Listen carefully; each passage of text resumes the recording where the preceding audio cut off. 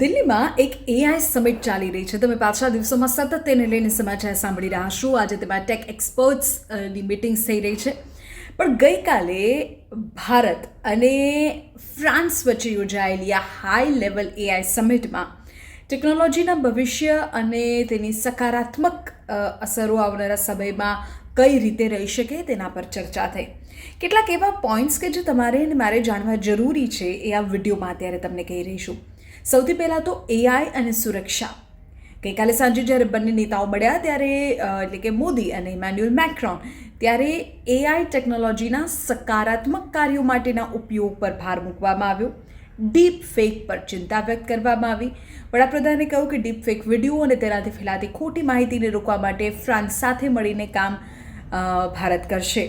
તો કેટલાક નવા કરાર પણ ગઈકાલે થયા, જેમાં ડિજિટલ ઇકોનોમી અને ટેકનોલોજી સેક્ટરમાં નવા રોકાણો માટેના કરાર કરવામાં આવ્યા. પણ જે ગઈકાલે ચર્ચા થઈ તેમાં એઆઈના સોશિયલ ગુડ, સામાજિક કલ્યાણ માટેના વપરાશ પર ખાસ વાત થઈ. વડાપ્રધાને ત્યારે ભારપૂર્વક કહ્યું હતું કે એઆઈનો ઉપયોગ એ માત્ર ગણતરીઓ માટે નહીં, પણ ગરીબીને નાબૂદ કરવા માટે, સ્વાસ્થ્ય સેવાઓને સુધારવા માટે થવો જોઈએ. તેમણે કહ્યું કે કૃષિ ક્ષેત્રે અને એઆઈ દ્વારા ખેડૂતોને પાકની આગાહી, હવામાનની આગાહી, માટીના સ્વાસ્થ્યની વિગતો જો મળે તેવા મોડલ્સ પર ચર્ચા થાય તો એઆઈનો યોગ્ય અર્થમાં ઉપયોગ આપણે અલગ અલગ સેક્ટર્સમાં કર્યો કહેવાય. એટલું જ નહીં, ભાષાકીય અવરોધ જ્યારે તમે વિશ્વના અન્ય લોકો સાથે મળો અને વાતચીત કરો ત્યારે ખૂબ સર્જાતો હોય છે, ત્યારે ભાષીની એઆઈ પર વાત થઈ. હવે ભારત જેવા વૈવિધ્યસભર દેશમાં પણ ભાષાનો અવરોધ આવે. આપણે જ્યારે અહીંથી તમિલનાડુ જઈએ તો આપણને પ્રશ્ન થાય, મહારાષ્ટ્રમાં પ્રશ્ન થાય, બંગાળમાં પ્રશ્ન થાય, ત્યારે તેને દૂર કરવા માટે એઆઈ કેવી રીતે મદદરૂપ થાય તેની ખાસ વાત થઈ. અને એટલું જ નહીં, ઇમેન્યુઅલ મેક્રોને પણ ફ્રાન્સ અને યુરોપમાં આ ટેકનોલોજીનો ઉપયોગ કરવામાં આવે એ બાબત પર રસ દાખવ્યો.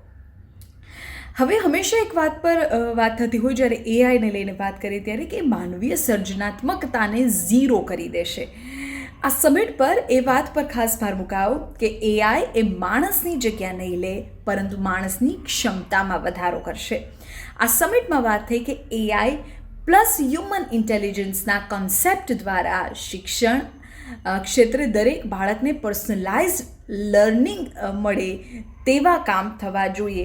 એટલે કે એઆઈ માણસની જગ્યા નહીં લઈ લે, એઆઈ નોકરીઓ નહીં ખાઈ જાય, પણ એઆઈ પ્લસ હ્યુમન ઇન્ટેલિજન્સ મળશે ત્યારે ક્રિએટિવિટી વધશે.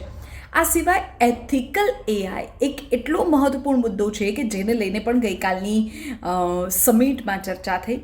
બંને નેતાઓએ ડીપ ફેક અને ખોટી જે માહિતી છે તેના જોખમો સામે રક્ષણ મેળવવા માટે એક આખું વૈશ્વિક માળખું તૈયાર કરવા માટે બંને દેશો સહમત થયા હતા. એ વખતે ઇમેન્યુઅલ મેક્રોને કહ્યું હતું કે ટેકનોલોજી લોકશાહીના મૂલ્યોને મજબૂત કરવા માટે હોવી જોઈએ, તેને તોડવા માટે નહીં. તો બીજી તરફ ભારત ફ્રાન્સ ટેક પાર્ટનરશિપ થઈ કે જેમાં કેટલાક સ્ટાર્ટઅપ્સ વચ્ચે એમઓયુ થયા, જેનાથી ભારતના આઈટી સેક્ટરમાં હજારો નવી નોકરીઓનું સર્જન થશે.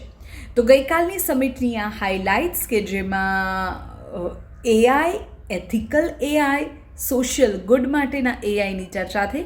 આજે ટેક એક્સપર્ટ્સની ચર્ચા થઈ રહી છે અને પરમ દિવસે જ્યારે અંતિમ દિવસ છે આ સમિટનું, ત્યારે શું થશે? ત્યારે થશે કે કઈ રીતે વર્લ્ડ એક આખું રોડમેપ બનાવશે કે જેના કારણે એઆઈનું સારા અર્થમાં ઉપયોગ થઈ શકે. ગઈકાલે વડાપ્રધાને ખૂબ સરસ એક વાત કરી હતી કે એઆઈ એટલે ઓલ ઇન વન નહીં, પણ એઆઈ એટલે ઓલ ઇન્ક્લુઝિવ.